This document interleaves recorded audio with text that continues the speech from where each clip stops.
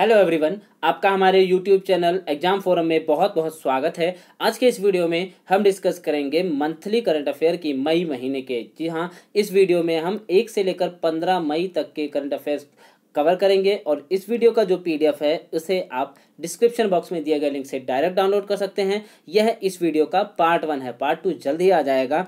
और यदि आपने अभी तक हमारी वेबसाइट सारा ज्ञान पर फ्री टेस्ट सीरीज के लिए अपने आप को रजिस्टर नहीं किया है तो जल्द से जल्द रजिस्टर कर लें, क्योंकि शुरू के 10,000 स्टूडेंट्स के लिए यह टेस्ट सीरीज बिल्कुल फ्री है। बस आपको परचेज करते समय कूपन कोड 0 अप्लाई करना है, जिससे आपकी टेस्ट सीरीज बिल्कुल फ्री हो जाएगी। हम जल्द ही bank PO, group D, clerk और एसएससी की भी टेस्ट सीरीज अपलोड करने वाले हैं और बेस्ट व्यू रिजल्ट के लिए टेस्ट सीरीज को लैपटॉप या डेस्कटॉप में ऑन करें। तो आइए शुरू करते हैं आज का वीडियो। लेते हैं पहला क्वेश्चन है, केंद्रीय सतर्कता आयुक्त के रूप में किसे नियुक्त किया गया है? इसका सही आंसर है ऑप्शन डी, संजय कोठारी को केंद्रीय सतर्कता आयुक्त यानी सेंट्रल विजिलेंस कमिश्नर के रूप में नियुक्त किया गया है। यह फोटो में है संजय कोठारी, जिन्हें सीवीसी के रूप में नियुक्त किया गया है। सीवीसी क्या है अगर हम बात करें तो यह भारत सरकार के जो डिफरेंट डिपार्टमेंट्स हैं उनके ऑफिसर्स और जो कर्मचारी हैं उनसे संबंधित भ्रष्टाचार नियंत्रण की एक संस्था है। बात करते हैं अगर हम सतर्कता आयुक्त, केंद्रीय सतर्कता आयुक्त के स्ट्रक्चर के बारे में, तो इसमें एक केंद्रीय सतर्कता आयुक्त होता है जो कि प्रेजेंट टाइम है संजय कोठारी और 2 इनके सहयोगी होते हैं, यानी कि विजिलेंस कमिश्नर जिन्हें कहा जाता है, और प्रेजेंट टाइम में है सुरेश एन कुमार और शरद कुमार जो हैं सतर्कता आयुक्त हैं। आगे बढ़ते हैं, कुछ और पॉइंट याद रखने हैं आपको। केंद्रीय सतर्कता आयुक्त का कार्यकाल कई बार पूछा गया है, जो कि है 4 साल या 65 वर्ष की आयु होने तक होता है। नेक्स्ट क्वेश्चन लेते हैं। नेक्स्ट क्वेश्चन है, पीएनबी हाउसिंग फाइनेंस लिमिटेड के अंतरिम प्रबंध निदेशक और मुख्य कार्यकारी अधिकारी के रूप में किसे नियुक्त किया गया है? इसका सही आंसर ऑप्शन सी, नीरज व्यास को पीएनबी हाउसिंग फाइनेंस लिमिटेड के अंतरिम प्रबंध निदेशक और मुख्य कार्यकारी अधिकारी के रूप में नियुक्त किया गया है। आपको यह भी याद रखना है कि PNB housing finance limited PNB की एक सब्सिडरी ब्रांच है और इसका जो हेडक्वार्टर है वह नई दिल्ली में है। अब पॉइंट की बात करते हैं पीएनबी के बारे में। तो पीएनबी के सीईओ हैं एसएस मल्लिकार्जुन राव। इसका हेडक्वार्टर है वह नई दिल्ली में है। पंजाब नेशनल बैंक से आपको याद रखना है। हाल ही इसमें 2 बैंकों का विलय हुआ था, जो कि ओरिएंटल बैंक ऑफ कॉमर्स तथा यूनाइटेड बैंक ऑफ इंडिया हैं। इस विलय के बाद पंजाब नेशनल बैंक भारत के एसबीआई के बाद दूसरा सबसे बड़ा पब्लिक सेक्टर बैंक बन गया है। ठीक है, लेते हैं अगला क्वेश्चन। अगला क्वेश्चन है, संयुक्त राष्ट्र में भारत का अगला राजदूत अथवा स्थायी प्रतिनिधि के रूप में किसे नियुक्त किया गया है? Option B, T.S.. तिरुमूर्ति को संयुक्त राष्ट्र में भारत का अगला राजदूत अथवा स्थायी प्रतिनिधि के रूप में नियुक्त किया गया है। यह फोटो में है टी.एस. तिरुमूर्ति, जिन्हें इंडिया का परमानेंट रिप्रेजेंटेटिव यूएन में नियुक्त किया गया है। बात करते हैं यूनाइटेड नेशंस यानी संयुक्त राष्ट्र की। इसकी स्थापना 24 अक्टूबर 1945 को की गई थी। मुख्यालय इसका संयुक्त राज्य के अमेरिका के न्यूयॉर्क में है। इसका जो महासचिव हैं इसके वह है एंटोनियो गुटेरेस, जो कि पुर्तगाल से हैं, और इसके सदस्य देशों की संख्या 193 है। आपको कुछ पॉइंट और याद रखने हैं कि यूनाइटेड स्टेट के अनुसार ताइवान, वेटिकन और फिलिस्तीन जो है एक देश नहीं है। ये पॉइंट आपको बहुत इंपॉर्टेंट है, इन्हें जरूर याद रखिएगा। साथ ही संयुक्त राष्ट्र की ऑफिशियल लैंग्वेज भी याद रखना है। कितनी है? 6 ऑफिशियल लैंग्वेज हैं, जिनमें हैं अरबी, चीनी, अंग्रेजी, फ्रांसीसी, रूसी और स्पेनी। आगे बढ़ते हैं, लेते हैं अगला क्वेश्चन। अगला क्वेश्चन है, यूएसए क्रिकेट टीम के कोच के रूप में किसे नियुक्त किया गया है? इसका सही आंसर ऑप्शन सी, जे अरुण कुमार को यूएसए की क्रिकेट टीम के कोच के रूप में नियुक्त किया गया है। यह फोटो में है कर्नाटक के पूर्व क्रिकेटर जे अरुण कुमार, और हाल ही में संयुक्त अरब अमीरात क्रिकेट बोर्ड के क्रिकेट निदेशक के रूप में रॉबिन सिंह को नियुक्त किया गया है, जो कि भारत के पूर्व क्रिकेटर रह चुके हैं। अब आपको कुछ भारतीय टीमों के, अलग अलग खेलों के भारतीय टीमों के कोच के नाम याद रखने हैं, जिनमें है पहले भारतीय क्रिकेट टीम के कोच रवि शास्त्री, भारतीय महिला क्रिकेट टीम के कोच है डब्ल्यू.वी. रमन, भारतीय वॉलीबॉल टीम के कोच हैं ड्रैगन मिहलोविक, जो कि सर्बिया के हैं। फुटबॉल टीम है जो भारतीय की है, उसके कोच हैं इगोर स्टमैक, जो कि क्रोएशिया से है। भारत की पुरुष हॉकी टीम के मुख्य कोच हैं ग्राहम रीड, जो कि ऑस्ट्रेलिया से हैं। भारत की महिला हॉकी टीम के मुख्य कोच हैं शोर्ड मैरिजन जो कि नीदरलैंड से हैं, और भारत के टेबल टेनिस टीम के कोच हैं डेजन पॉपिक जो कि कनाडा से हैं। तो आपको इतने पॉइंट याद रखने, बढ़ते हैं आगे। अगला क्वेश्चन है, लोक उद्यम चयन बोर्ड का नया अध्यक्ष किसे नियुक्त किया गया है? इसका सही answer option A Rajiv Kumar को लोक उद्यम चयन बोर्ड का नया अध्यक्ष नियुक्त किया गया है। ये फोटो में है राजीव कुमार, जिन्हें पब्लिक इंटरप्राइजेस सिलेक्शन बोर्ड का नया अध्यक्ष नियुक्त किया गया है। अब बात करें लोक उद्यम चयन बोर्ड, इसका कार्य क्या है? तो यह भारत का एक उच्च स्तरीय निकाय है जो सरकार को प्रबंधन और केंद्रीय सार्वजनिक क्षेत्र के जो भी इंटरप्राइजेज हैं उनमें हाईएस्ट पोस्ट है उसके लिए नियुक्तियां जो होती हैं उनका परामर्श देता है। आगे बढ़ते हैं। अगला क्वेश्चन है, गूगल पे इंडिया का सलाहकार किसे नियुक्त किया गया है? इसका सही answer option B Shikha Sharma को गूगल पे इंडिया का सलाहकार नियुक्त किया गया है। ये फोटो में है शिखा शर्मा, जिन्हें गूगल पे इंडिया का सलाहकार नियुक्त किया गया है। गूगल पे क्या है? गूगल पे एक पेमेंट एप्लीकेशन है, ऑनलाइन पेमेंट एप्लीकेशन है।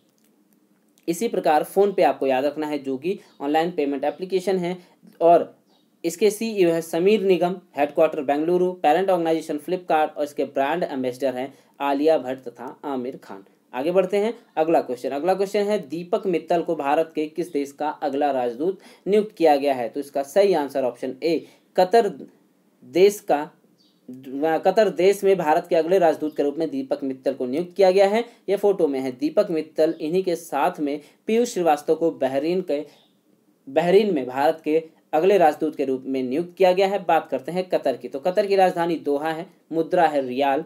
बहरीन की राजधानी मनामा है, यहाँ की मुद्रा है दीनार। आगे बढ़ते हैं। अगला क्वेश्चन है, सूक्ष्म लघु एवं मध्यम उद्यम मंत्रालय के सचिव के रूप में किसे नियुक्त किया गया है? इसका सही answer option B Arvind Kumar Sharma को सूक्ष्म लघु एवं मध्यम उद्यम मंत्रालय के सचिव के रूप में नियुक्त किया गया है। फोटो में है अरविंद कुमार शर्मा, जिन्हें सूक्ष्म लघु एवं मध्यम उद्यम मंत्रालय में सचिव के रूप में नियुक्त किया गया है। और सूक्ष्म लघु एवं मध्यम उद्यम मंत्री हैं नितिन गडकरी जो कि परिवहन मंत्री भी हैं।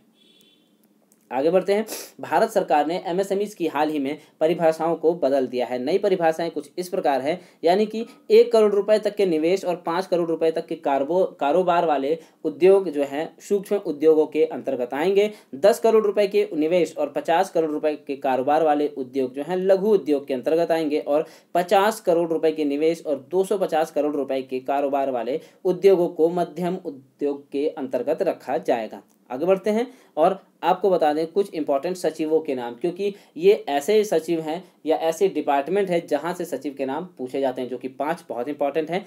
कैबिनेट सचिव की बात है तो कौन है? राजीव गौबा। विदेश सचिव हैं हर्षवर्धन श्रृंगला। वित्त सचिव है अजय भूषण पांडे। गृह सचिव है अजय कुमार भल्ला, और रक्षा सचिव हैं अजय कुमार। तो आपको ये पॉइंट याद रखने हैं। आगे बढ़ते हैं। अगला क्वेश्चन है, यस बैंक ने मुख्य जोखिम अधिकारी यानी चीफ रिस्क ऑफिसर के रूप में किसे नियुक्त किया है? इसका सही आंसर ऑप्शन ए है नीरज धवन को यस बैंक ने मुख्य जोखिम अधिकारी के रूप में नियुक्त किया है। यह फोटो में है नीरज धवन, जिन्हें यस बैंक ने चीफ रिस्क ऑफिसर के रूप में नियुक्त किया है। यस बैंक की अगर हम बात करें तो यस बैंक एक प्राइवेट सेक्टर बैंक है, जिसके एमडी तथा सीईओ हैं प्रशांत कुमार। इसके फाउंडर राणा कपूर हैं। इसकी parent organisation state bank of India है, क्योंकि स्टेट बैंक ऑफ इंडिया ने क्राइसिस के समय इसकी 48.2% जो शेयर्स थे उसे होल्ड कर लिया था। आपको यह भी याद रखना है कि यस बैंक की जो टैगलाइन है वह है एक्सपीरियंस एंड एक्सपर्टीज। आगे बढ़ते हैं। अगला क्वेश्चन है, आर्मी ट्रेनिंग कमांड के नए प्रमुख के रूप में किसे नियुक्त किया गया है? इसका सही answer option C lieutenant general Raj Shukla को आर्मी ट्रेनिंग कमांड के नए प्रमुख के रूप में नियुक्त किया गया है। अगला क्वेश्चन आता है, संसद की लोक लेखा समिति यानी पार्लियामेंट पब्लिक अकाउंट कमेटी के अध्यक्ष के रूप में किसे नियुक्त किया गया है? इसका सही आंसर है ऑप्शन सी अधीर रंजन चौधरी को पार्लियामेंट पब्लिक अकाउंट कमेटी के अध्यक्ष के रूप में नियुक्त किया गया है। अब बात करें अधीर रंजन चौधरी की, तो अधीर रंजन चौधरी कांग्रेस के नेता हैं और इस कमेटी का जो प्रमुख होता है मुख्यतः विपक्षी दल का ही होता है। बात करते हैं लोक लेखा समिति की, तो इसका कार्य क्या है? इसका कार्य भारत सरकार के सभी सरकारी खातों की जांच करना है, और जिसमें सदस्यों की संख्या 22 है, जो कि 15 लोकसभा और 7 राज्यसभा से 1 वर्ष के लिए निर्वाचित किए जाते हैं। अगला क्वेश्चन है, max Bupa health insurance company के प्रबंध निदेशक और मुख्य कार्यकारी के अधिकारी के रूप में किसे नियुक्त किया गया है? ऑप्शन सी कृष्णन रामचंद्रन को max Bupa health insurance company के नए प्रबंध निदेशक और मुख्य कार्यकारी अधिकारी के रूप में नियुक्त किया गया है। मैक्स हेल्थ इंश्योरेंस एक प्राइवेट इंश्योरेंस कंपनी है जिसका हेडक्वार्टर नई दिल्ली में है। हम इंश्योरेंस से संबंधित कुछ और पॉइंट आपको बताते हैं जिन्हें याद रखने हैं। अपॉइंटमेंट से संबंधित है, जिनमें ओरिएंटल इंश्योरेंस कंपनी की अध्यक्ष और एमडी बनी हैं एस.एन. राजेश्वरी।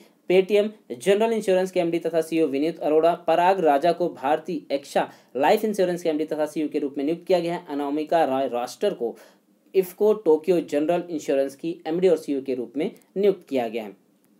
आपको एक पॉइंट और याद रखना है कि भारत में जो इंश्योरेंस रेगुलेटरी अथॉरिटी है उसका नाम है IRDA यानी insurance regulatory and development authority of India, भारतीय नियामक और विकास प्राधिकरण, जिसकी स्थापना 1999 में की गई थी। इसका हेडक्वार्टर हैदराबाद में। उसके चेयरपर्सन है सुभाष चंद्र खूंटिया। आगे बढ़ते हैं। अगला क्वेश्चन है श्रम और रोजगार मंत्रालय में श्रम वीरों के महानिदेशक के रूप में किसे नियुक्त किया गया है? इसका सही आंसर है ऑप्शन सी DPS नेगी को श्रम और रोजगार मंत्रालय में श्रम वीरों के महानिदेशक के रूप में नियुक्त किया गया है। फोटो में है DPS नेगी और इनकी कॉन्स्टिट्यूएंसी है उत्तर प्रदेश में बरेली।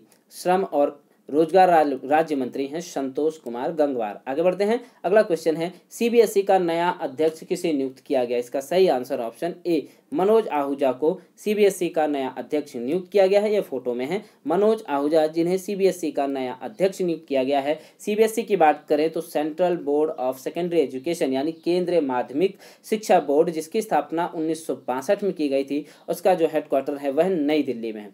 आगे बढ़ते हैं। अगला क्वेश्चन है गूगल क्लाउड के इंजीनियरिंग के नए उपाध्यक्ष के रूप में किसे नियुक्त किया गया है? Option A Anil Bhansali Google cloud के इंजीनियरिंग के नए उपाध्यक्ष के रूप में नियुक्त किए गए हैं। ये फोटो में है अनिल भंसाली जिन्हें गूगल क्लाउड के इंजीनियरिंग के उपाध्यक्ष के रूप में नियुक्त किया गया है। अब बात कर लेते हैं गूगल की। तो गूगल के CEO हैं सुंदर पिचाई, फाउंडर हैं लैरी पेज और Sergey Brin, parent organisation Alphabet Inc और इसका हेडक्वार्टर यूनाइटेड स्टेट के कैलिफोर्निया माउंटेन व्यू में है। इसकी स्थापना 1998 में की गई थी।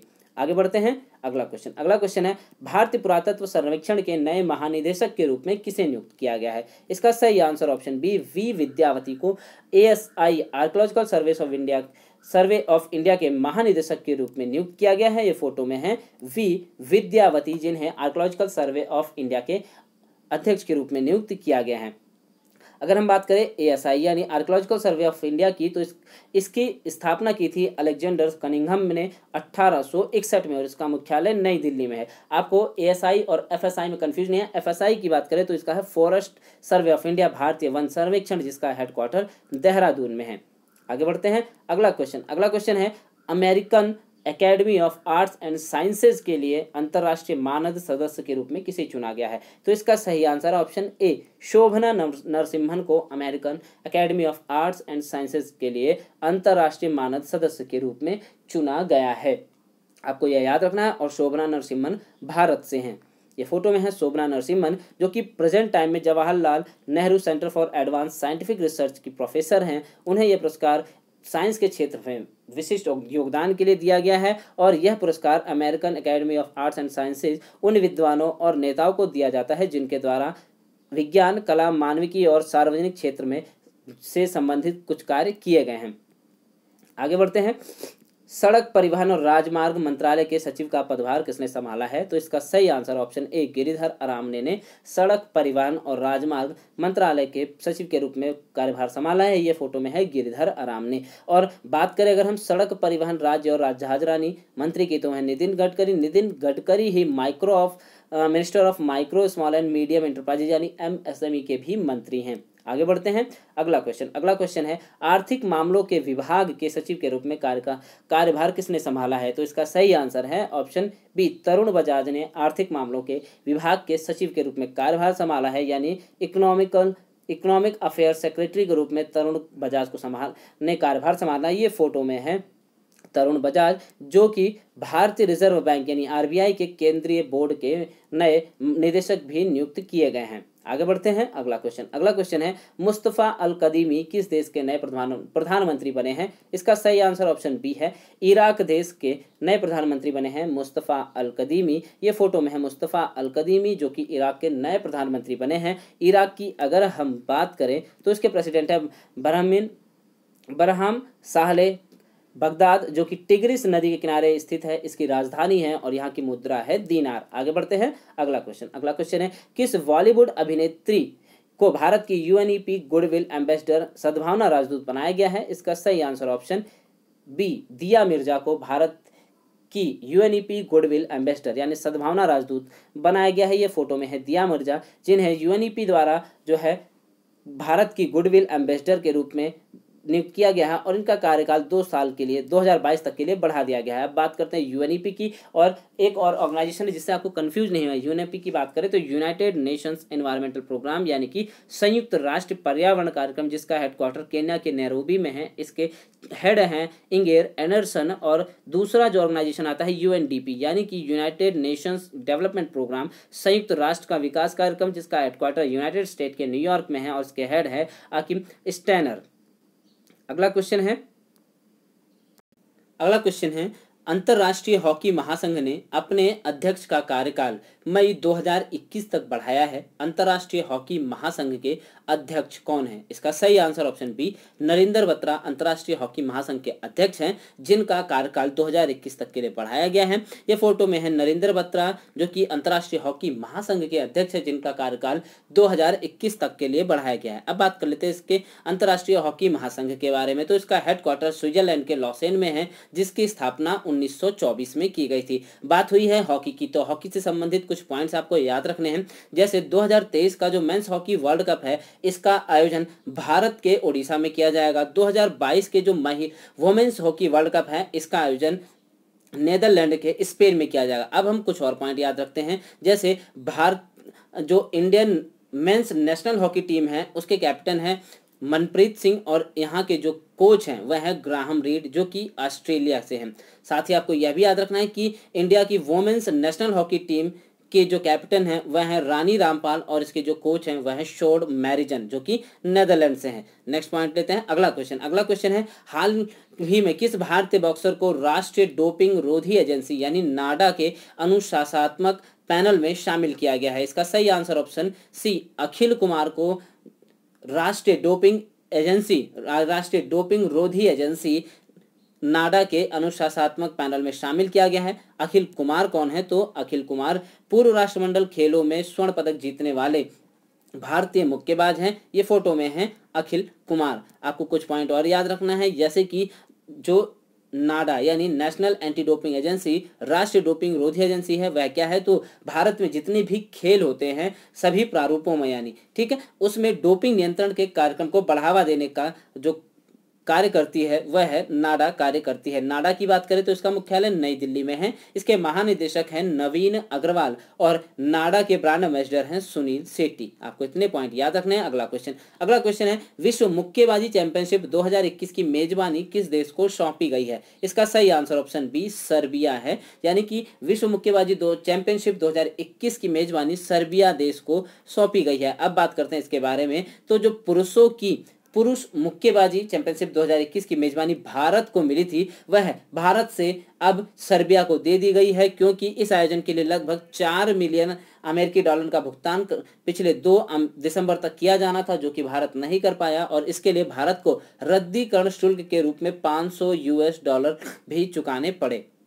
अब बात करते हैं इंटरनेशनल बॉक्सिंग एसोसिएशन यानी AIBA की। अंतर्राष्ट्रीय मुक्केबाजी संघ की स्थापना 1946 में की गई थी। इसका मुख्यालय स्विट्जरलैंड के लॉसेन में, और इसके जो अध्यक्ष हैं गफूर राकिमो हैं। साथ ही आपको यह भी याद रखना है कि भारतीय मुक्केबाजी संघ के जो अध्यक्ष हैं वह अजय सिंह हैं। अब आपको कुछ भारतीय बॉक्सरों के नाम याद रखने, जिसमें है MC मैरी कॉम का आप सभी लोग नाम जानते होंगे। यह वर्ल्ड की पहली महिला हैं और एकमात्र भारतीय हैं जिन्होंने रिकॉर्ड 6 टाइम विश्व चैंपियनशिप रह चुकी हैं ये। साथ ही कुछ और भारतीय बॉक्सरों के नाम याद रखने, जिसमें पिंकी रानी, मंजू रानी, जितेंद्र कुमार, अखिल कुमार, शिव थापा, अमित पंघाल और गौरव सोलंकी नाम आपको याद रखने हैं। अगला क्वेश्चन है जापान द्वारा ऑर्डर ऑफ राइजिंग सन से किसे सम्मानित किया गया है? इसका सही answer option A Thangjam Dhabali Singh को ऑर्डर ऑफ राइजिंग सन जो पुरस्कार है जापान के द्वारा सम्मानित किया गया है। ये फोटो में है थंगजाम ढबली सिंह, जिन्हें जापान के पुरस्कार ऑर्डर ऑफ राइजिंग सन के द्वारा सम्मानित किया गया है। यह मणिपुर के एक डॉक्टर हैं। इन्हें यह पुरस्कार भारत में जापान की बेहतर समझ को बढ़ावा देने और दोनों देशों के बीच संबंधों को मजबूत करने के लिए दिया गया है। बात करें पुरस्कार के बारे में तो यह पुरस्कार यानी order of rising sun Japan की संस्कृति, पर्यावरण संचार संरक्षण के प्रचार और अंतर्राष्ट्रीय संबंधों में उपलब्धि हासिल करने वाले व्यक्ति को दिया जाता है। आगे बढ़ते हैं, बात करते हैं जापान के बारे में। तो जापान के प्रधानमंत्री शिंजो आबे, राजधानी टोक्यो, यहाँ की मुद्रा येन है और यहाँ की पार्लियामेंट का नाम कई बार एग्जाम में पूछा गया है जो कि डाइट नाम है। जापान की जो स्पेस एजेंसी है उसका नाम जाक्सा है। आपको एक पॉइंट और याद रखना है जापान से संबंधित, जापान में जो समर ओलंपिक 2020 में होने थे उन्हें कोविड-19 महामारी के कारण टाल दिया गया और अब इसका आयोजन 2021 में किया जाएगा। हम भारत के हम जो है जापान के साथ 5 युद्ध अभ्यास करते हैं, जिनमें है शिन्यू मैत्री, सहयोग केजिन, धर्म गार्डियन, मालाबार और जिमेक्स यानी Japan India maritime exercise important है। आगे बढ़ते हैं, अगला क्वेश्चन है फेड कप हार्ट अवार्ड के लिए नामांकित होने वाली पहली भारतीय खिलाड़ी कौन बनी है? तो इसका सही आंसर है option A Sania Mirza Fed Cup heart award के लिए नामांकित होने वाली पहली भारतीय खिलाड़ी बनी है। ये फोटो में है सानिया मिर्जा और इन्हें यह पुरस्कार ITF यानी इंटरनेशनल टेनिस फेडरेशन के द्वारा यह पुरस्कार दिया गया है। कुछ और भारतीय टेनिस खिलाड़ियों के नाम याद रखने हैं आपको, जिनमें है महेश भूपति, लेंडर पेस, रोहन बोपन्ना, प्रणेश गुणेश्वरम, युकी भावरी, अंकिता रैना और कामरान कौर थांडी। ये पॉइंट हैं जो इस क्वेश्चन से जुड़े हैं और आपको याद रखने हैं। आगे बढ़ते हैं, अगला क्वेश्चन है निक्केई एशिया पुरस्कार 2020 से के लिए किस भारतीय को चुना गया है? इसका सही आंसर ऑप्शन सी थलपिल प्रदीप को निक्केई एशिया पुरस्कार 2020 के लिए चुना गया है। ये फोटो में है थलपिल प्रदीप, जिन्हें निक्केई एशिया पुरस्कार 2020 के लिए चुना गया है और ये IIT के एक प्रोफेसर हैं। उन्हें यह पुरस्कार वाटर प्यूरिफिकेशन के लिए नैनो प्रौद्योगिकी का उपयोग करने के लिए दिया गया है। आगे क्वेश्चन है, भारत के कितने पत्रकारों को पुलित्जर पुरस्कार 2020 से सम्मानित किया गया है? इसका सही आंसर ऑप्शन ए यानी 3 भारतीय पत्रकारों को पुलित्जर पुरस्कार 2020 से सम्मानित किया गया है और ये तीनों जो पत्रकार हैं वह है दार यासिन, मुख्तार खान और चन्नी आनंद। इन्हें यह पुरस्कार फीचर फोटोग्राफी के क्षेत्र में दिया गया है, जिन्होंने लॉकडाउन कवरेज के लिए सम्मानित किया गया है। इन्हें पुलित्जर पुरस्कार की बात करें तो संयुक्त राज्य अमेरिका का एक प्रमुख पुरस्कार है जो समाचार पत्रों की पत्रकारिता, साहित्य और संगीत रचना के क्षेत्र में महत्वपूर्ण योगदान करने वाले लोगों को प्रदान किया जाता है। आगे बढ़ते हैं, आपको ये पत्रकारिता से संबंधित कुछ और पॉइंट याद रखना है, जैसे कि वार्षिकी यूनेस्को, जिसे गिलेर्मो कैनो विश्व प्रेस स्वतंत्रता पुरस्कार भी कहा जाता है, कोलंबिया के पुरस्कार पत्रकार को दिया गया जिनका नाम जिनेथ बेदोया लीमा था। आपको एक पॉइंट और याद रखना है पत्रकारिता से संबंधित कि विश्व प्रेस स्वतंत्रता दिवस 3 मई को मनाया गया और 2020 की इस बार की थीम थी journalism without fear and favour यानी पत्रकारिता बिना किसी लालच और भय के। साथ ही इसी दिन यानी 3 मई को विश्व प्रेस स्वतंत्रता सूचकांक 2020 भी जारी किया गया, जिसमें भारत की स्थिति 142वें स्थान पर है और पहले स्थान पर है नॉर्वे, 180वें स्थान यानी सबसे आखिरी स्थान पर है उत्तर कोरिया। आगे बढ़ते हैं, अगला क्वेश्चन है 2020 के लिए नैनो विज्ञान और प्रौद्योगिकी में युवा कैरियर पुरस्कार किसे दिया गया? इसे का सही आंसर ऑप्शन बी यानी सौरभ लोढ़ा को 2020 के लिए नैनो विज्ञान और प्रौद्योगिकी में युवा कैरियर पुरस्कार प्रदान किया गया है। ये फोटो में है सौरभ लोढ़ा जो कि IIT बॉम्बे के प्रोफेसर हैं, जिन्हें यह पुरस्कार दिया गया है और इन्हें यह पुरस्कार जो है young career award in nano science and technology पुरस्कार सरकार के विज्ञान और प्रौद्योगिकी विज्ञान के द्वारा दिया गया है। तो आपको इतने पॉइंट याद रखने हैं। बढ़ते हैं आगे, अगला पॉइंट है कि हाल ही में आपको यह पॉइंट याद रखना है कि हीरो टू एनिमल्स अवार्ड भी दिया गया। किसे यह दिया गया? पेटा इंडिया ने दिया है ओडिशा के मुख्यमंत्री नवीन पटनायक को। आगे बढ़ते हैं, अगला क्वेश्चन, किस हवाई अड्डे ने भारत और मध्य एशिया में सर्वश्रेष्ठ क्षेत्रीय हवाई अड्डे के लिए स्काई ट्रैक्स पुरस्कार जीता है? तो इसका सही आंसर ऑप्शन सी, बेंगलुरु का कैंपगौड़ा अंतर्राष्ट्रीय हवाई अड्डा जो है उसने स्काई ट्रैक्स पुरस्कार जीता है भारत और मध्य एशिया में सर्वश्रेष्ठ क्षेत्रीय हवाई अड्डे के लिए। साथ ही आपको यह भी याद रखना है कि वर्ल्ड बेस्ट एयरपोर्ट के लिए सिंगापुर का चांगी एयरपोर्ट चुना गया है। अब आपको भारत के कुछ प्रमुख अंतर्राष्ट्रीय हवाई अड्डों के नाम याद रखने, क्योंकि क्वेश्चन में सीधा सीधा पूछा जाता है दिया गया एयरपोर्ट किस शहर में स्थित है। तो अंतर्राष्ट्रीय इंदिरा गांधी अंतर्राष्ट्रीय हवाई अड्डा नई दिल्ली में स्थित है, अन्ना अंतर्राष्ट्रीय हवाई अड्डा चेन्नई में स्थित है, बाबा साहेब अम्बेडकर अंतर्राष्ट्रीय हवाई अड्डा नागपुर में स्थित है, सरदार वल्लभ भाई पटेल अंतर्राष्ट्रीय हवाई अड्डा अहमदाबाद में स्थित है, गोपीनाथ बारडोली अंतर्राष्ट्रीय हवाई अड्डा गुवाहाटी में स्थित है, चौधरी चरण सिंह अंतर्राष्ट्रीय हवाई अड्डा लखनऊ में स्थित है, श्री गुरु रामदास जी अंतर्राष्ट्रीय हवाई अड्डा अमृतसर में है, शेख अल आलम अंतर्राष्ट्रीय हवाई अड्डा श्रीनगर में है, वीर सावरकर अंतर्राष्ट्रीय हवाई अड्डा पोर्ट ब्लेयर में और दाबोलिम अंतर्राष्ट्रीय हवाई अड्डा गोवा में है। साथ ही कुछ और भी हैं, जैसे कि देवी अहिल्याबाई होलकर अंतर्राष्ट्रीय हवाई अड्डा इंदौर में है, लाल बहादुर शास्त्री अंतर्राष्ट्रीय हवाई अड्डा वाराणसी में है, राजीव गांधी अंतर्राष्ट्रीय हवाई अड्डा हैदराबाद में और छत्रपति शिवाजी महाराज अंतर्राष्ट्रीय हवाई अड्डा मुंबई में है। तो इतने एयरपोर्ट के नाम भी याद रखने हैं, साथ ही ये किस शहर में है यह भी याद रखने हैं। आगे बढ़ते हैं। अगला क्वेश्चन है किस भारतीय को वर्ष 2020 के ड्यूस फ्रीडम ऑफ स्पीच अवार्ड्स के लिए चुना गया है? इसका सही आंसर है ऑप्शन सी, सिद्धार्थ वरदराजन पहले भारतीय बने हैं जिन्हें ड्यूस फ्रीडम ऑफ स्पीच अवार्ड 2020 के लिए सम्मानित किया गया। ये फोटो में है सिद्धार्थ भारद्वाज।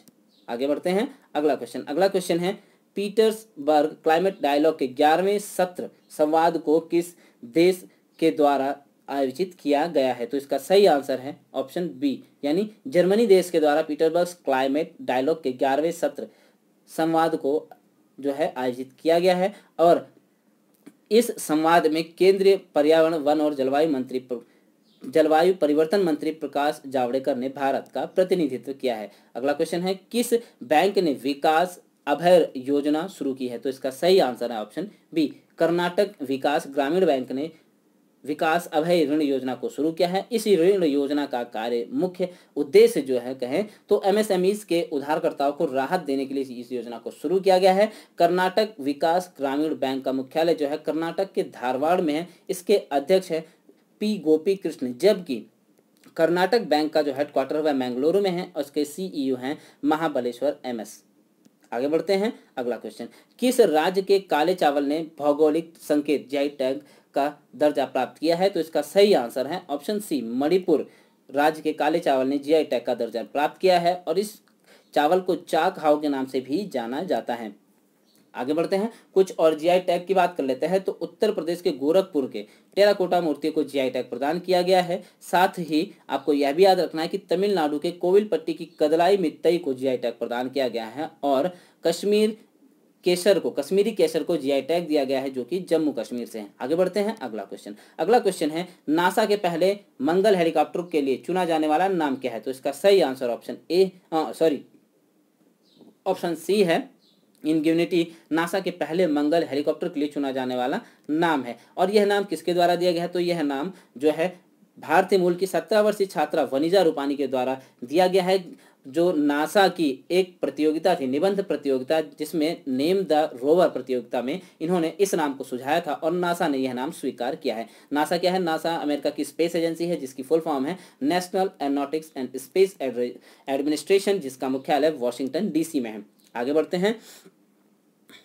अगला क्वेश्चन है आइडियाथॉन नाम को किस मंत्रालय ने लॉन्च किया है? इसका सही आंसर ऑप्शन ए है, जल शक्ति मंत्रालय ने आइडियाथॉन को लॉन्च किया है। आइडियाथॉन एक वेबिनार है जिसके अंतर्गत भविष्य में जो है नदियों का सामाजिक कोण के लिए लाभ कैसे उठाया जाए, अधिक से अधिक इन संकटों को दूर करना है और इस वेबिनार पर आधारित है आइडियाथॉन और केंद्रीय जल मंत्री रहे हैं गजेंद्र सिंह शेखावत। आगे बढ़ते हैं। अगला क्वेश्चन, किस बैंक ने हैशटैग हम हार नहीं मानेंगे गीत जारी किया है? इसका सही आंसर ऑप्शन ए है, एचडीएफसी बैंक ने हैशटैग हम हार नहीं मानेंगे गीत जारी किया है और इस गीत को जारी करने का मुख्य उद्देश्य कोविड-19 महामारी के कारण देश में जो लॉकडाउन है लोगों को आशाएं बनाए रखने के लिए जारी किया गया है। कुछ और पॉइंट याद रख लेते हैं। एचडीएफसी बैंक ने ही hashtag HDFC bank safety grid अभियान जारी किया है, जिसके अंतर्गत सार्वजनिक स्थलों पर सोशल डिस्टेंसिंग को बढ़ावा देने के लिए जारी किया गया है। एचडीएफसी बैंक की बात करें तो ये भारत का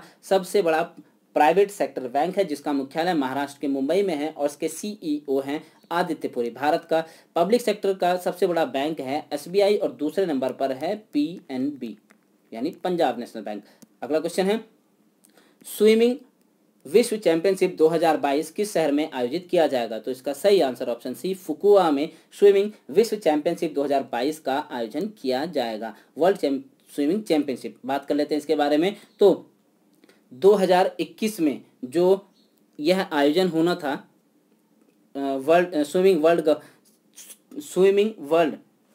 स्विमिंग चैंपियनशिप का 2021 में आयोजन होना था और 2021 में ही जो समर ओलंपिक होने हैं टोक्यो के, उन्हें आने के कारण दोनों गेम क्लैश हो रहे थे, तो इस वजह से इसे क्या है टाल दिया गया और 2022 में इसका आयोजन किया जाएगा। साथ ही आपको यह भी याद करना है कि जो फीना है इसके अध्यक्ष हैं जूलियो मैगलियोन और इसका जो मुख्यालय है वह स्विट्जरलैंड के लॉसेन में है। आगे बढ़ते हैं, अगला क्वेश्चन, किस राज्य ने मुख्यमंत्री शहरी रोजगार गारंटी योजना लॉन्च की है? इसका सही आंसर ऑप्शन ए, हिमाचल प्रदेश राज्य ने मुख्यमंत्री शहरी रोजगार गारंटी योजना को लॉन्च किया है। इस योजना के अंतर्गत 120 दिनों तक जो है शहर में रहने वाले लोगों को रोजगार प्रदान किया जाएगा।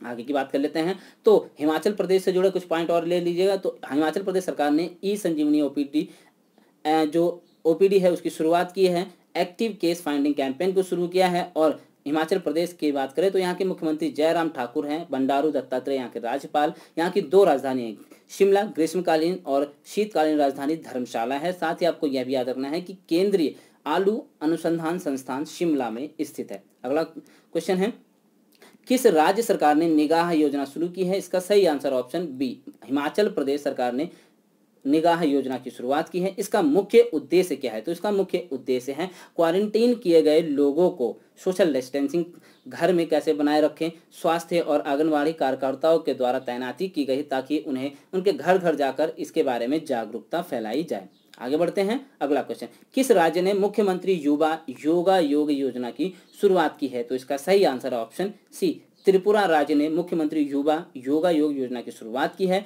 और यह त्रिपुरा राज्य की सबसे कल्याणकारी योजना है। त्रिपुरा की अगर हम बात करें तो कई बार क्वेश्चन आपसे पूछा गया है कि भारत का ऐसा कौन सा राज्य है जो 3 तरफ से बांग्लादेश से घिरा है? तो इसका सही आंसर होगा त्रिपुरा। तो त्रिपुरा की राजधानी अगरतला है, यहाँ के राज्यपाल है रमेश बैस और मुख्यमंत्री हैं विप्लव कुमार देव। आपको एक पॉइंट यहाँ से त्रिपुरा से और भी याद रखना है कि जो भारतीय जिम्नास्ट दीपा कर्माकर हैं वह त्रिपुरा से हैं और त्रिपुरा के अगरतला से हैं। आपको ये पॉइंट याद रखना है। आगे बढ़ते हैं, अगला क्वेश्चन, किस राज्य सरकार ने बिरसा हरित ग्राम योजना शुरू की है? तो इसका सही आंसर है ऑप्शन ए, झारखंड राज्य सरकार ने बिरसा हरित ग्राम योजना को शुरू किया है। इसके अंतर्गत जो भूमि बंजर पड़ी है, इसका मुख्य उद्देश्य जो भूमि बंजर पड़ी है उसे 3 वर्ष के लिए ग्रामीण के द्वारा 50,000 रुपये की वार्षिक आय 50,000 रुपये तक की वार्षिक आय अर्जित कर सकते हैं। और सरकार का जो लक्ष्य है 2 लाख एकड़ से अधिक जो अनुपयोगी जमीन है उसे वनीकरण उसका करना है, यानी उनमें पेड़ पौधे लगाए जाएंगे, फलीदार पौधे लगाए जाएंगे सड़क के दोनों तरफ छांव के लिए और इस योजना को आगे बढ़ाया जाएगा। आगे बढ़ते हैं, झारखंड की 2 और इम्पॉर्टेंट योजनाएं हैं जिनमें है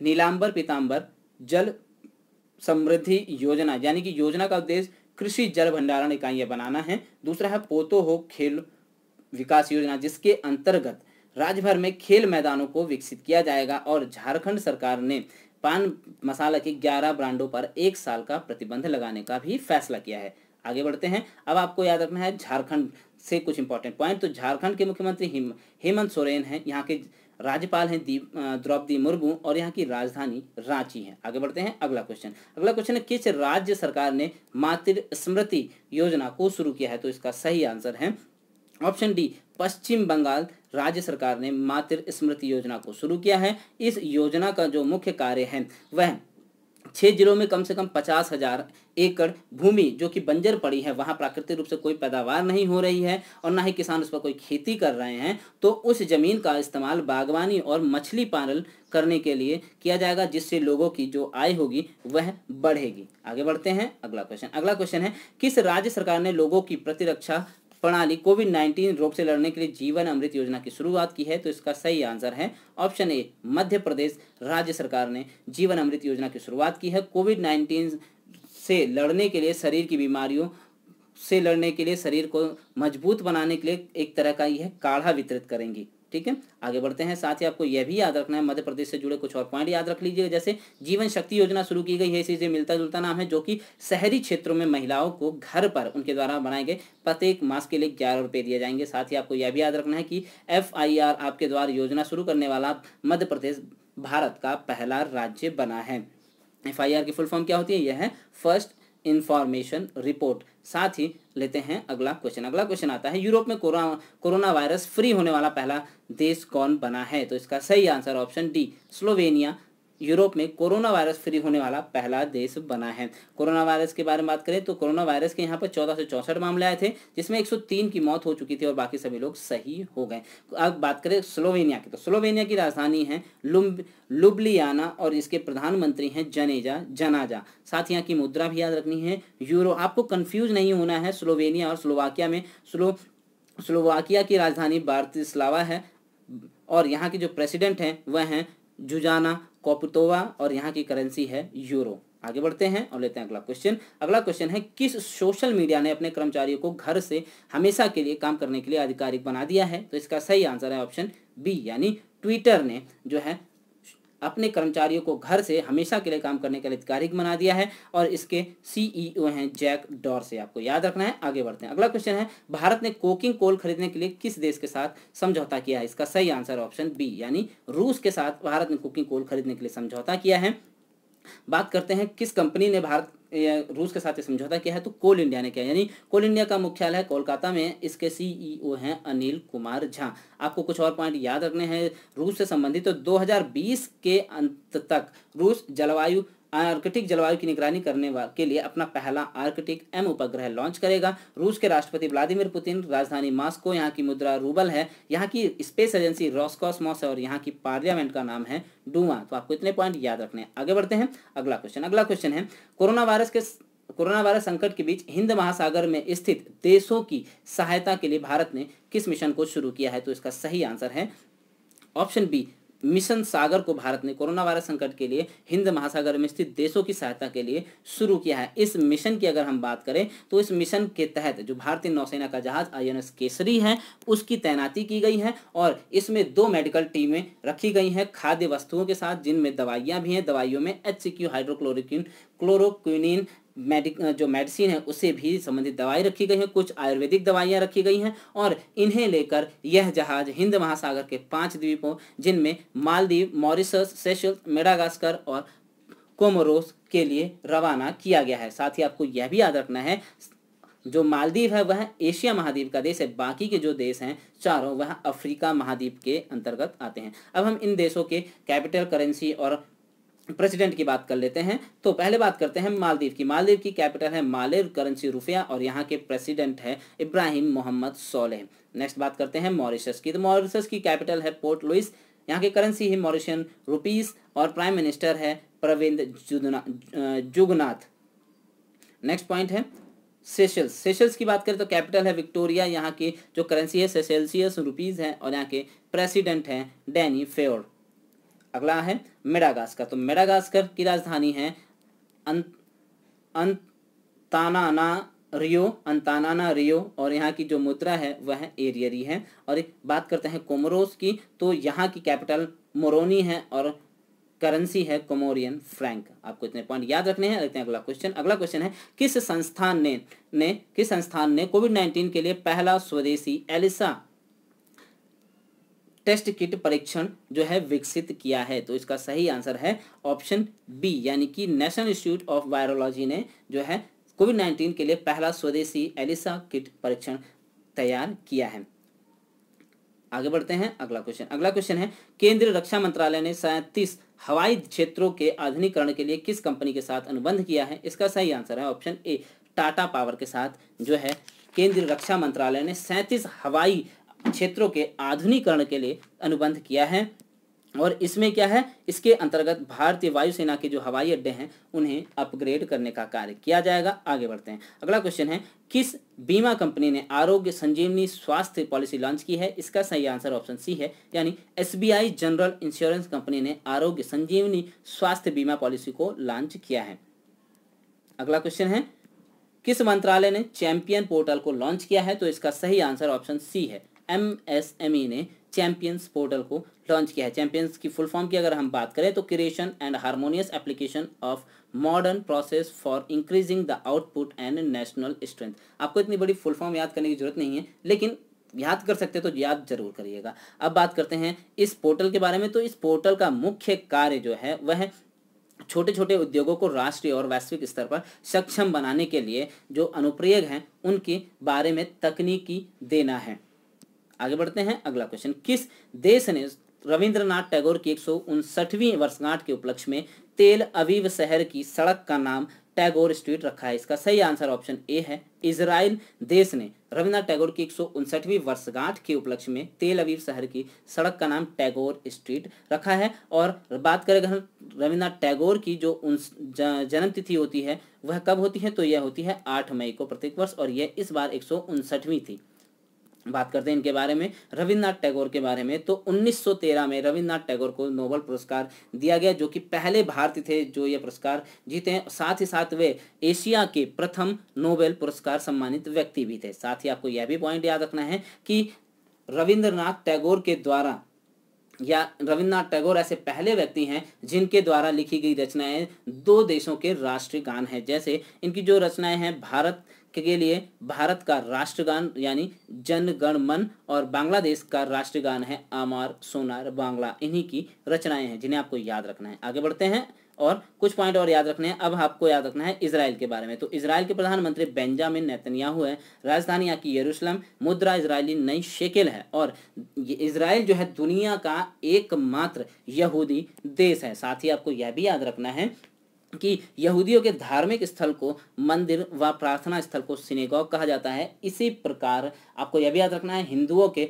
धार्मिक स्थल को मंदिर कहा जाता है, मुस्लिमों के धार्मिक स्थल को मस्जिद कहा जाता है, सिखों के धार्मिक स्थल को गुरुद्वारा, और ईसाइयों के धार्मिक स्थल को चर्च कहा जाता है। साथ ही आपको यह भी याद रखना है, इजराइल की जो खुफिया एजेंसी है उसका नाम मोसाद है, और इजराइल देश का जो सबसे पहला या पूर्ण डिजिटल बैंक जो है भारत की सबसे बड़ी आईटी कंपनी टीसीएस के द्वारा लॉन्च किया जाएगा। आगे बढ़ते हैं। अगला क्वेश्चन, किस राज्य की सोहराई खोवर पेंटिंग को जीआई टैग दिया गया है? तो इसका सही आंसर ऑप्शन ए है, झारखंड राज्य की सोहराई खोवर पेंटिंग को जीआई टैग दिया गया है। यह फोटो में है सोहराई खोवर पेंटिंग का एक दृश्य, जिसमें यह जो पेंटिंग है यह आदिवासी महिलाओं के द्वारा ही बनाई जाती है, और एक तरह से खासकर पारंपरिक भित्ति चित्र हैं जिन्हें हजारीबाग जिले में अधिकांश लोग जो है स्थानीय फसल काटने के दौरान बनाते हैं, या विवाह के समय इसका प्रचलन ज़्यादा होता है।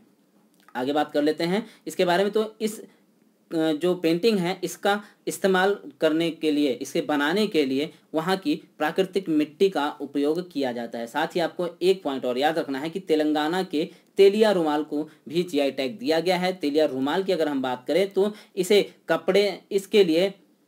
बनाने के लिए कपड़े में कॉटन लूम के साथ जटिल हस्त निर्मित काम किए जाते हैं, और यह सिर्फ हाथ से ही निर्मित होती है, मशीनों के द्वारा इसे निर्मित नहीं किया जा सकता है। आगे बढ़ते हैं और लेते हैं आज का अगला क्वेश्चन। अगला क्वेश्चन है, फीफा अंडर 17 महिला विश्व कप का आयोजन कब और कहाँ किया जाएगा? इसका सही आंसर ऑप्शन ए है, 2021 में भारत में फीफा अंडर 17 महिला विश्व कप का आयोजन किया जाएगा। आपको कुछ पॉइंट और याद रखने हैं। इस जो खेल का आयोजन 2021 में किया जाएगा भारत के 5 शहरों में किया जाएगा, जिनमें है अहमदाबाद, भुवनेश्वर, गुवाहाटी, कोलकाता और नवी मुंबई। उद्घाटन के लिए गुवाहाटी को चुना गया है, जबकि समापन सत्र के लिए मुंबई को चुना गया है।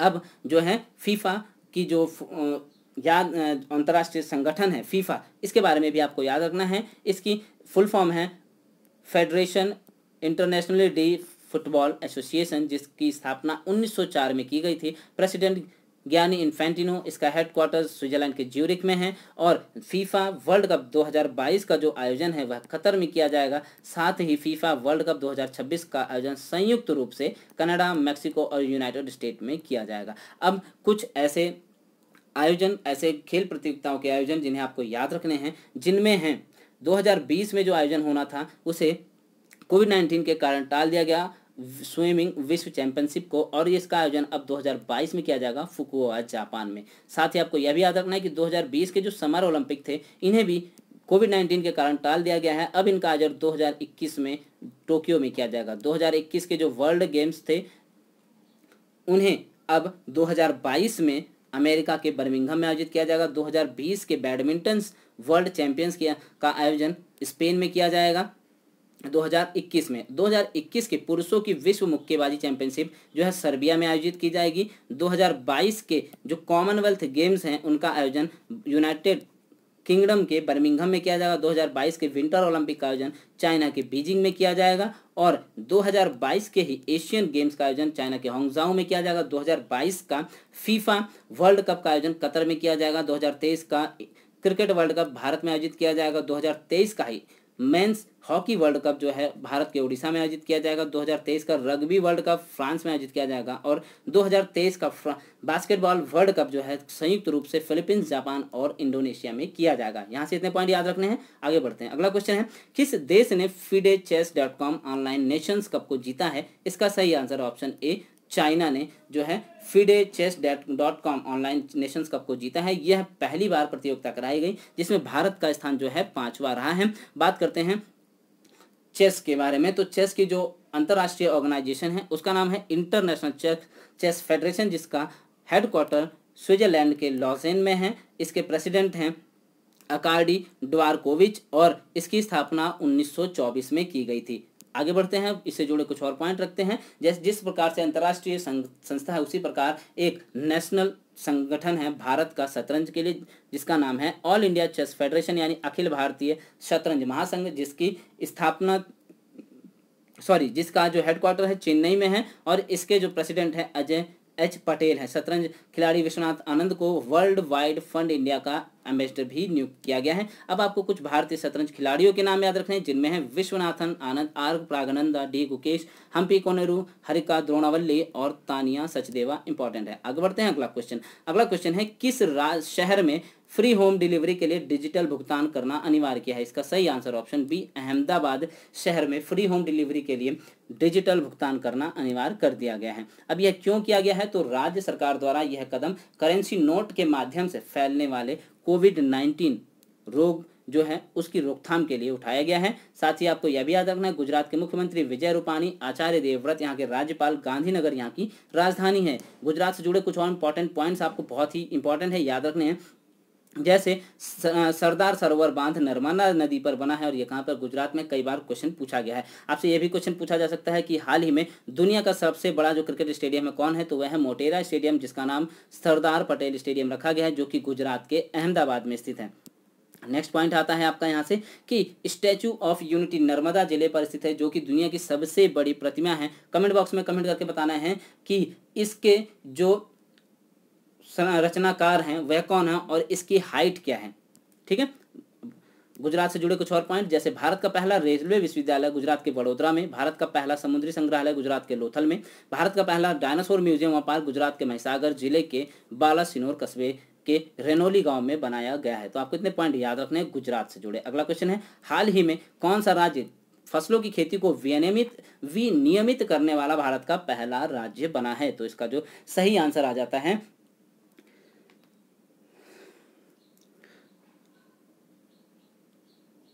इसका सही आंसर है ऑप्शन सी, तेलंगाना या राज्य बना है। इसका मतलब क्या है? फसलों की विनियमित करने का मतलब है रोटेशन, यानी सरकार के द्वारा किसानों को यह बताया जाएगा कि कौन सी फसल उगानी है किसानों को किस क्षेत्र में और किसके द्वारा किस फसल की मांग की जा रही है, तो उस मांग के आधार पर यह जो है किसान फसल उगाएंगे। इस क्षेत्र के बारे में किसानों को यह भी सुझाव दिया जाएगा कि किस क्षेत्र में कौन सी फसल या सब्जी भी उगाई जाएगी। अगला क्वेश्चन है कि विश्व आर्थिक मंच द्वारा जारी ग्लोबल एनर्जी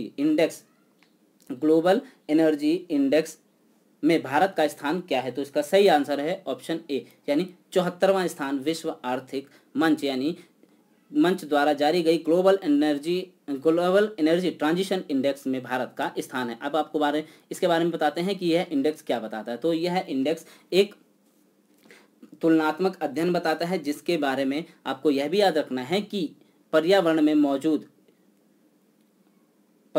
मौजूद स्थिरता, ऊर्जा सुरक्षा, टिकाऊ, सुरक्षित और सस्ती समावेशी ऊर्जा प्रणालियों में परिवर्तन के तहत भविष्य में भारत की क्या स्थिति होगी, इसके बारे में बताया गया है। साथ ही आपको यह भी बताया जाएगा कि इस लिस्ट में स्वीडन ने टॉप किया है और यह लिस्ट जो है वर्ल्ड इकोनॉमिक फोरम WEF के द्वारा जारी की गई है, जिसके संस्थापक और अध्यक्ष हैं क्लाउस शवाब और इसका मुख्यालय स्विट्जरलैंड के जिनेवा में है। आगे बढ़ते हैं। अगला क्वेश्चन है, किस राज्य सरकार ने बेरोजगार युवाओं को नौकरी के अवसर प्राप्त करने में मदद करने के लिए होप पोर्टल को लॉन्च किया है? इसका सही आंसर है ऑप्शन ए, उत्तराखंड राज्य सरकार ने होप पोर्टल को लॉन्च किया है, जिसकी फुल फॉर्म है हेल्पिंग आउट पीपल एवरीवेयर। अगला क्वेश्चन है, किस देश ने सोशल डिस्टेंसिंग के लिए आई फील यू ब्रेसलेट विकसित किया है? तो इसका सही आंसर ऑप्शन डी है, इटली देश ने सोशल डिस्टेंसिंग के लिए आई फील यू ब्रेसलेट को विकसित किया है। इस ब्रेसलेट की खास बात यह है कि जब आप किसी व्यक्ति के नज़दीक आ जाएंगे तो इस ब्रेसलेट के द्वारा एक रेडियो सिग्नल निकलेगा, जो कि आपको बताएगा कि जो दूसरा व्यक्ति है वह आपके कितने नज़दीक आ गया है, जिससे जो है सोशल डिस्टेंसिंग के नियमों का पालन किया जा सकेगा। आगे बढ़ते हैं। अगला क्वेश्चन है, किस राज्य सरकार ने कोरोना के खिलाफ लड़ाई में 30 दिनों तक सेवा करने वाले सभी पुलिसकर्मियों को कर्मवीर पदक प्रदान करने का निर्णय लिया है? इसका सही आंसर ऑप्शन डी, यानी मध्य प्रदेश राज्य सरकार ने कोरोना के खिलाफ लड़ाई में 30 दिनों तक सेवा करने वाले सभी पुलिसकर्मियों को कर्मवीर पदक प्रदान करने का निर्णय लिया है। अगला क्वेश्चन है कि स्वास्थ्य कार्यकर्ताओं और अन्य पेशेवरों के सम्मान में #WeWillWin अभियान किसके द्वारा शुरू किया गया है? तो इसका सही आंसर है फीफा के द्वारा यह अभियान शुरू किया गया है और इस अभियान के तहत उन कार्यकर्ताओं और अन्य पेशेवरों के सम्मान में एक विशेष वीडियो संदेश जारी किया गया है, जिसमें कोविड-19 महामारी के दौरान समाज को सुचारू रूप रखने में मदद की गई है। इस वीडियो में भारत के पूर्व फुटबॉल कप्तान बाइचुंग भूटिया भी शामिल हैं। आगे बढ़ते हैं। अगला क्वेश्चन है, आयुष रक्षा कार्यक्रम का आयोजन किसके द्वारा किया गया है? तो इस कार्यक्रम का आयोजन अखिल भारतीय आयुर्वेद संस्थान, आयुष मंत्रालय और दिल्ली पुलिस तीनों के द्वारा किया गया है, यानी इसका आंसर ऑप्शन डी होगा। इस कार्यक्रम का जो उद्देश्य है वह फ्रंट लाइन वर्कर्स के स्वास्थ्य को बनाए रखने के लिए किया गया है और यह एक संयुक्त उद्यम है अखिल भारतीय आयुर्वेद संस्थान, दिल्ली पुलिस और आयुष मंत्रालय के द्वारा। आगे बढ़ते हैं और जिसमें इसकी शीर्षक भी रखा गया, देख लीजिएगा, इसका शीर्षक भी रखा गया है कोरोना से जंग, दिल्ली पुलिस के संग। आगे बढ़ते हैं। अगला क्वेश्चन है, बजट पारदर्शिता और जवाबदेही सूचकांक में भारत किस स्थान पर? तो इसका सही आंसर है ऑप्शन बी, भारत 53वें स्थान पर है बजट पारदर्शिता और जवाबदेही सूचकांक में। बात करते हैं इसके बारे में, तो पहले स्थान पर है न्यूजीलैंड और इसे जारी किया गया है अंतर्राष्ट्रीय बजट पार्टनरशिप यानी इंटरनेशनल बजट पार्टनरशिप के द्वारा, जिसका हेडक्वार्टर यूनाइटेड स्टेट के वॉशिंगटन DC में है। अगला क्वेश्चन आता है, किस राज्य ने डोर स्टेप आंगनबाड़ी पहल की शुरुआत की है? तो इसका सही आंसर ऑप्शन डी, यानी गुजरात राज्य ने डोर स्टेप आंगनबाड़ी पहल की शुरुआत की है। आगे बढ़ते हैं। अगला क्वेश्चन, किस धारावाहिक ने दुनिया भर में सबसे ज्यादा देखे जाने वाले कार्यक्रम का विश्व रिकॉर्ड बनाया है? इसका सही आंसर ऑप्शन ए है, रामायण ने दुनिया भर में सबसे ज्यादा देखे जाने वाले कार्यक्रम का विश्व रिकॉर्ड बनाया है। और बात करें अगर रामायण की, तो इसे 16 अप्रैल 2020 को एक ही दिन में पूरी दुनिया में 7.7 करोड़ दर्शकों के द्वारा देखा गया है। अगला क्वेश्चन है, किस राज्य ने आयुर्रक्षा क्लिनिक को शुरू किया है? तो केरल राज्य ने आयुर्रक्षा क्लिनिक को शुरू किया है। इस जो क्लिनिक है इसके तहत कोविड-19 कार्यक्रम के तहत राज्य और जिला स्तर पर आयुर्वेद निकाय स्थापित किए जाएंगे। और बात करते हैं इसके बारे में, तो केरल राज्य ने हाल ही में कर्मी बोट को भी तैनात किया है, जो कि एक रोबोट है जो कोविड-19 की मरीजों की सेवा के लिए बनाया गया है। साथ ही आपको यह भी याद रखना है कि केरल राज्य ने तिरंगा वाहन अभियान को भी शुरू किया है। तिरंगा की फुल फॉर्म है टोटल इंडिया रिमोट एनालिसिस निरोग अभियान, जिसे आपको याद रखना है। केरल सरकार ने ही कोरोना वायरस से लड़ने के लिए ब्रेक द चेन अभियान को भी शुरू किया है। आगे बढ़ते हैं। अगला क्वेश्चन, किस राज्य ने सभी नागरिकों को मुफ्त इलाज की सुविधा मुहैया कराने की घोषणा की है? इसका सही आंसर ऑप्शन बी, यानी महाराष्ट्र सरकार ने सभी नागरिकों को मुफ्त इलाज की सुविधा मुहैया कराने की घोषणा की है। और इस इलाज को महाराष्ट्र सरकार ने महात्मा ज्योतिबा फुले जन आरोग्य योजना के तहत शुरू किया है, जिसमें 1 सभी नागरिकों को समान रूप से शामिल करने का ऐलान किया गया है। आपको यह भी याद रखना कि महाराष्ट्र ने 1 मई को अपना राज्य स्थापना दिवस भी मनाया था। बात करते हैं महाराष्ट्र से जुड़े कुछ और पॉइंट की, तो यहाँ की 2 राजधानियाँ हैं, मुंबई जो कि समर राजधानी ग्रीष्मकालीन और शीतकालीन राजधानी नागपुर है। यहाँ के जो राज्यपाल है भगत सिंह कोश्यारी और मुख्यमंत्री हैं उद्धव ठाकरे। आगे लेते हैं अगला क्वेश्चन।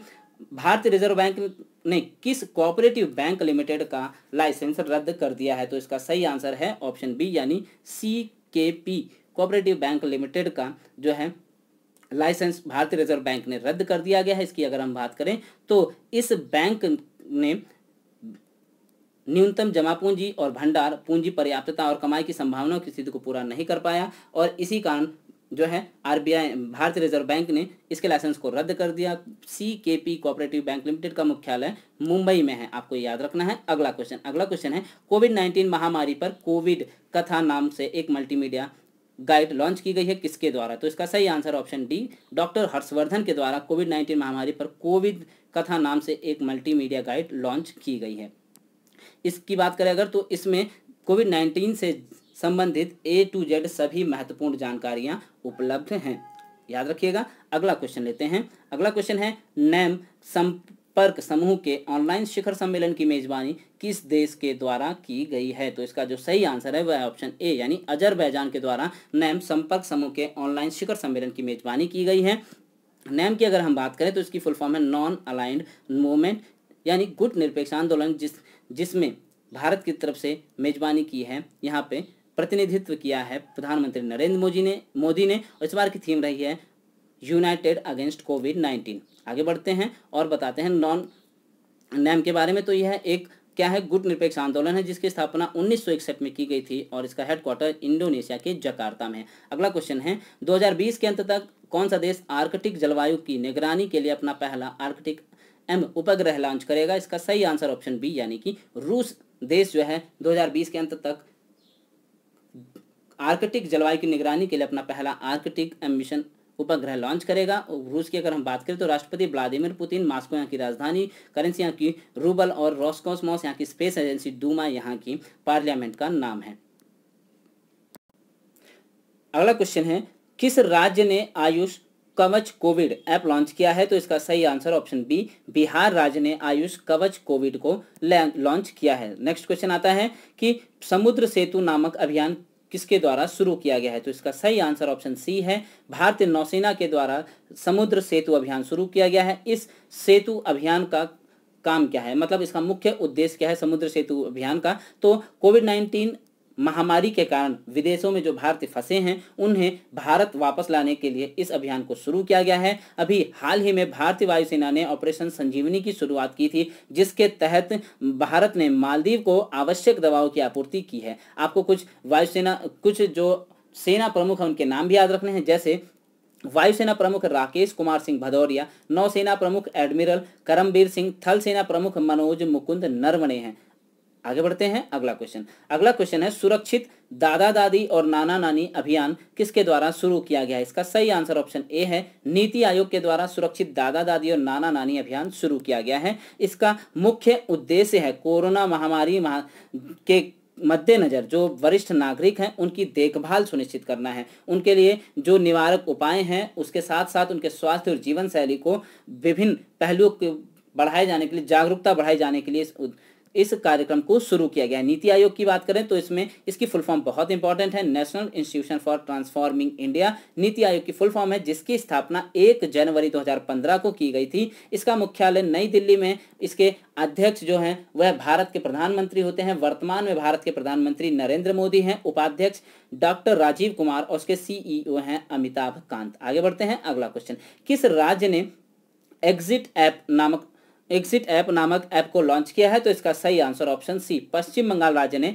एग्जिट ऐप लॉन्च किया है। अगला क्वेश्चन आता है, किस देश ने मुद्रास्फीति से निपटने के लिए अपनी मुद्रा का नाम बदलने का निर्णय लिया है? इसका सही आंसर ऑप्शन बी यानी ईरान देश ने मुद्रास्फीति से निपटने के लिए मुद्रा का नाम बदलने का निर्णय लिया है। पहले नाम था रियाल, अब नाम कर दिया गया है तोमान, और एक तोमान बराबर 10,000 रियाल्स के होगा। साथ ही आपको ईरान के बारे में याद रखना है कि यहाँ के राष्ट्रपति हसन रूहानी हैं और यहाँ की राजधानी है तेहरान। आगे बढ़ते हैं, अगला क्वेश्चन, स्कूली छात्रों को मिड डे मील राशन उपलब्ध कराने वाला पहला राज्य कौन बना है? इसका सही answer option B Madhya Pradesh राज्य भारत का पहला राज्य बना है जो स्कूली छात्रों को मिड डे राशन उपलब्ध करा रहा है। अब इसका कार्य क्या है? तो इसके तहत मध्य प्रदेश सरकार ने आंगनबाड़ी कार्यकर्ताओं, पंचायत प्रतिनिधियों और स्थानीय शिक्षकों की मदद ली है और इस मदद से छात्रों को मिड डे मील राशन जो है वितरण किया जा रहा है। आगे बढ़ते हैं, अगला क्वेश्चन है, भारत सरकार ने विदेशों में फंसे भारतीयों को स्वदेश लाने के लिए किस अभियान को शुरू किया है? तो इसका सही आंसर ऑप्शन बी है वंदे भारत मिशन। भारत सरकार ने विदेशों में फंसे भारतीयों को स्वदेश लाने के लिए शुरू किया है। अगला क्वेश्चन है, किस राज्य सरकार ने सीएम ऐप एप्लीकेशन लॉन्च किया है? तो इसका सही आंसर ऑप्शन सी आंध्र प्रदेश सरकार ने सीएम एप्लीकेशन ऐप को लॉन्च किया है। सीएम ऐप की बात करें तो इसकी फुल फॉर्म है comprehensive monitoring of agriculture price and procurement.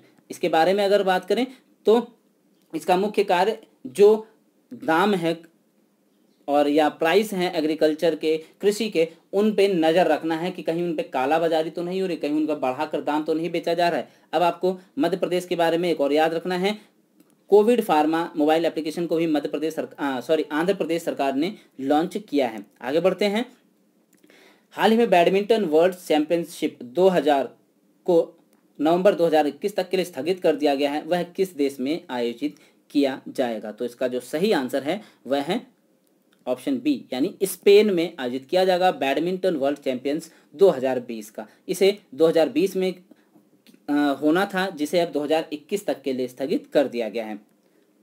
बात करते हैं बैडमिंटन वर्ल्ड फेडरेशन की, तो इसका मुख्यालय मलेशिया के कुआलालंपुरम में है। इसकी स्थापना 1934 में की गई थी। इसके अध्यक्ष हैं पॉल एरिक होयर लॉर्सन।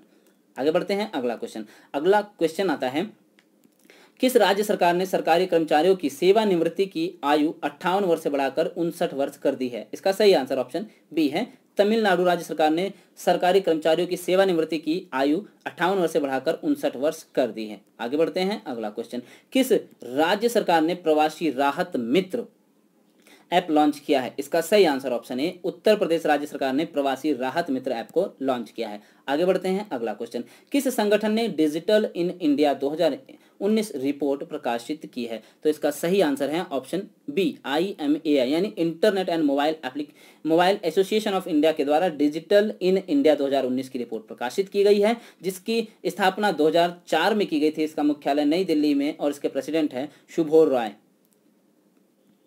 अब बात करते हैं, इसी प्रकार की एक और संस्था है जो कि सॉफ्टवेयर और सर्विसेज कंपनी है, जिसका नाम है NASSCOM, national association of software and service company, जिसके प्रेसिडेंट हैं देवजानी घोष।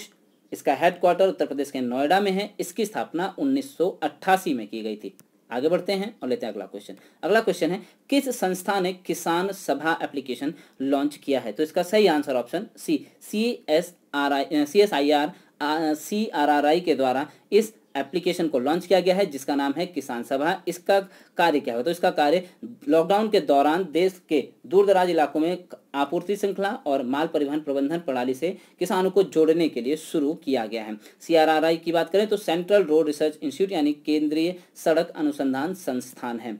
अगला क्वेश्चन है, कोविड-19 से लड़ने के लिए न्यू डेवलपमेंट बैंक ने भारत को कितने राशि का ऋण स्वीकृत किया है? तो इसका सही आंसर है ऑप्शन बी यानी $2 मिलियन का ऋण न्यू डेवलपमेंट बैंक ने भारत को कोविड-19 से लड़ने के लिए स्वीकृत किया है। अब बात करते हैं न्यू डेवलपमेंट बैंक की, तो इसका हेडक्वार्टर शंघाई चाइना में है और इसे ब्रिक्स बैंक के नाम से भी जाना जाता है। अब कुछ और इंपॉर्टेंट पॉइंट्स जिसमें भारत को बहुत अलग अलग जगहों से कोविड-19 के से लड़ने के लिए जो है कुछ मदद मिली है, उनके बारे में बात कर लेते हैं। तो AIIB यानी एशियन इंफ्रास्ट्रक्चर इन्वेस्टमेंट बैंक ने भारत को आपातकालीन प्रक्रियाओं से लड़ने के लिए जो है $500 मिलियन ऋण देने की मंजूरी की है। साथ ही आपको यह भी याद रखना है, इसी प्रकार US centre for disease control and prevention द्वारा भारत को 3.6 मिलियन राशि की सहायता दी जाएगी।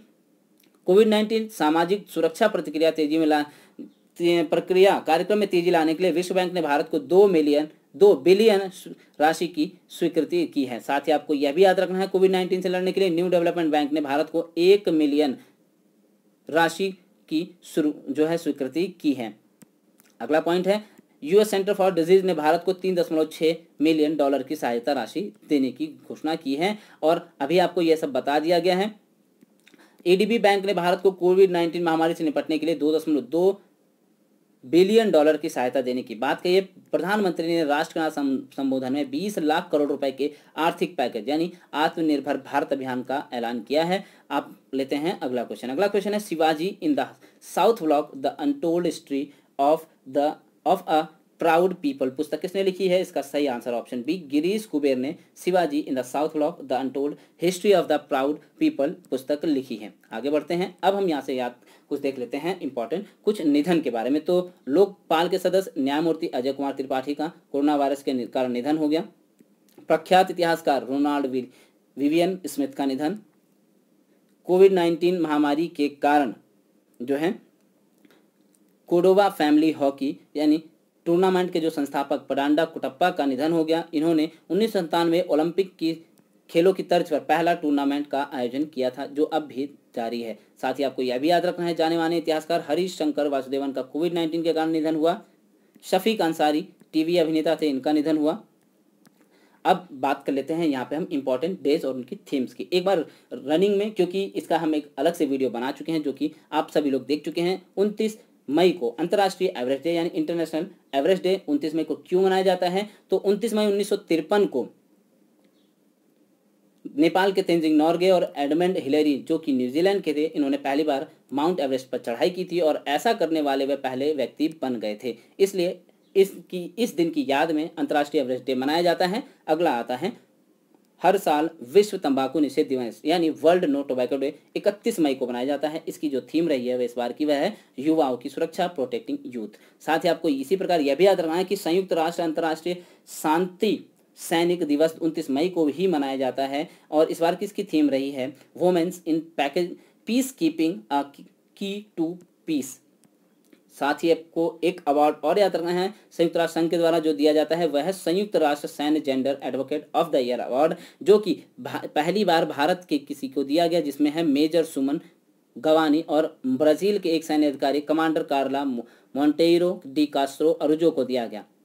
संयुक्त राष्ट्र सैन्य gender advocate of the year के अवार्ड के लिए पहली बार इंडियन आर्मी के किसी महिला ऑफिसर को चुना गया है। ये फोटो में है मेजर सुमन गवानी। आगे बढ़ते हैं। तो विश्व भूख दिवस वर्ल्ड हंगर डे 28 मई को मनाया गया। विश्व कछुआ दिवस यानी वर्ल्ड टर्टल डे 23 मई को मनाया गया।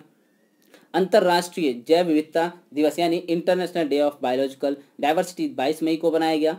2020 की जो थीम है इंटरनेशनल डे ऑफ बायोडाइवर्सिटी की, बायोलॉजिकल डाइवर्सिटी की, वह है our solutions are in nature. अगले कुछ और सीक्वेंस में आपको याद रखना है, जैसे विश्व जल दिवस मनाया जाता है 22 मार्च को, विश्व पृथ्वी दिवस 22 अप्रैल को मनाया जाता है, अंतर्राष्ट्रीय जैव विविधता दिवस 22 मई को और अंतर्राष्ट्रीय योग दिवस 21 जून को मनाया जाता है। आपको कंफ्यूजन नहीं होनी चाहिए, इसलिए याद रखिएगा कि विश्व पृथ्वी दिवस 2022 का जो विषय था क्लाइमेट एक्शन था, और जबकि विश्व जल दिवस की थीम है वाटर एंड क्लाइमेट चेंज यानी जल और जलवायु परिवर्तन। अब आपको याद रखना है अंतर्राष्ट्रीय चाय दिवस, ये 21 मई को मनाया जाता है। अंतर्राष्ट्रीय चाय दिवस यानी इंटरनेशनल टी डे। और सबसे ज़्यादा जो चाय का उत्पादन करता है कौन सा देश है? चाइना। भारत दूसरे नंबर में है। और भारत में कौन सा राज्य है जो चाय का सबसे अधिक उत्पादन करता है? उसे कमेंट बॉक्स में कमेंट करके आपको बताना है। अब अगला पॉइंट है 21 मई को ही इसी प्रकार अंतर्राष्ट्रीय राष्ट्रीय आतंकवाद विरोधी दिवस यानी एंटी टेररिज्म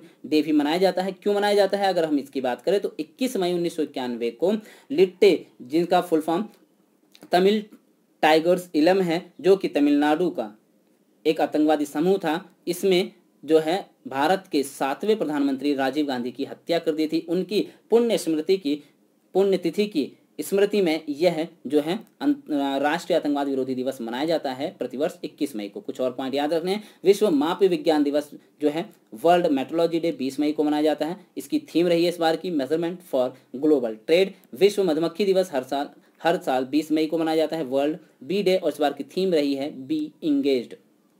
अगला पॉइंट आता है वर्ल्ड हाइपरटेंशन यानी विश्व उच्च रक्तचाप दिवस 17 मई को हर साल मनाया जाता है। इस बार की थीम रही है major your blood pressure, control it, live long.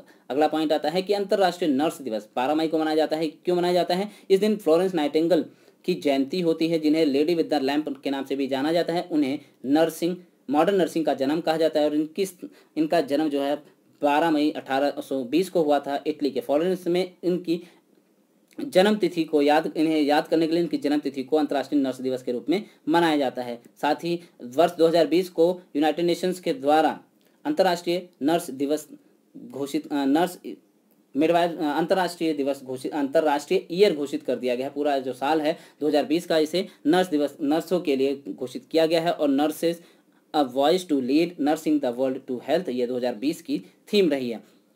राष्ट्रीय टेक्नोलॉजी दिवस 11 मई को मनाया जाता है, नेशनल टेक्नोलॉजी डे। और आपको यह भी याद रखना है, इसका अलग नाम भी है राष्ट्रीय तकनीकी दिवस अथवा प्रौद्योगिकी राष्ट्रीय दिवस। यह क्यों मनाया जाता है? तो 11 मई 1998 को पोखरण में शक्ति 2 परमाणु मिसाइल का सफल परीक्षण किया गया था। इसकी वर्षगांठ की याद में इसे मनाया जाता है। और इस सफल परीक्षण के बाद भारत जो है परमाणु संपन्न देशों में शामिल हो गया, और यह दुनिया का 6ठा देश बन गया परमाणु क्लब में शामिल होने वाला। आपको यह भी याद रखना है कि नेशनल साइंस डे 28 फरवरी को मनाया जाता है। 28 फरवरी को नेशनल साइंस डे यानी राष्ट्रीय विज्ञान दिवस मनाया जाता है। आज ये क्यों मनाया जाता है? तो इस दिन सीवी रमन ने रमन इफेक्ट की खोज की थी, जिसके लिए डॉक्टर सीवी रमन को जो है नोबेल फिजिक्स का नोबेल शांति पुरस्कार भी दिया गया था, और बाद में इन्हें भारत रत्न से भी सम्मानित किया गया था। आगे बढ़ते हैं और कुछ और पॉइंट, जैसे विश्व प्रवासी पक्षी दिवस 9 मई को मनाया गया, वर्ल्ड माइग्रेटरी बर्ड डे।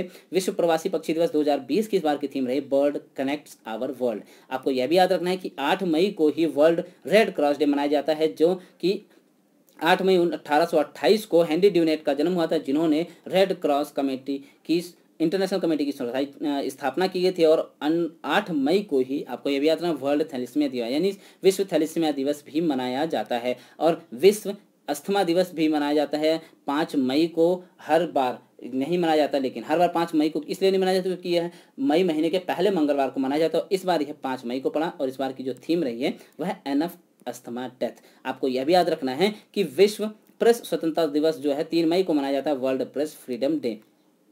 आपको इसकी थीम याद रखनी है 2020 की वर्ल्ड प्रेस इंडिपेंडेंस डे की, जो कि रही है जर्नलिज्म विदाउट फियर और फेवर। साथ ही आपको यह भी याद रखना है कि विश्व ट्यूना डे 2 मई को मनाया जाता है, वर्ल्ड ट्यूना डे। और ट्यूना क्या है? ट्यूना एक मछली है सॉल्ट वाटर की, ठीक। और 1 मई को अंतर्राष्ट्रीय श्रम दिवस यानी इंटरनेशनल लेबर डे मनाया जाता है। तो ये थे थीम और दिवस। और आपके लिए आज का प्रश्न है कि भारत ने कोकिंग कोल खरीदने के लिए किस देश के साथ समझौता किया है? तो आपको अपने आंसर कमेंट बॉक्स में कमेंट करके बताने हैं। साथ ही अभी तक रजिस्ट्रेशन नहीं किया है RRB NTPC के लिए तो रजिस्ट्रेशन जरूर कर लें, और कूपन कोड जरूर अप्लाई करें, जिससे आने वाले जो भी आपके टेस्ट सीरीज हैं लगभग फ्री हो जाएंगे। शुरू के 10,000 स्टूडेंट्स के लिए फ्री हैं। Thanks for watching. आपका दिन शुभ हो।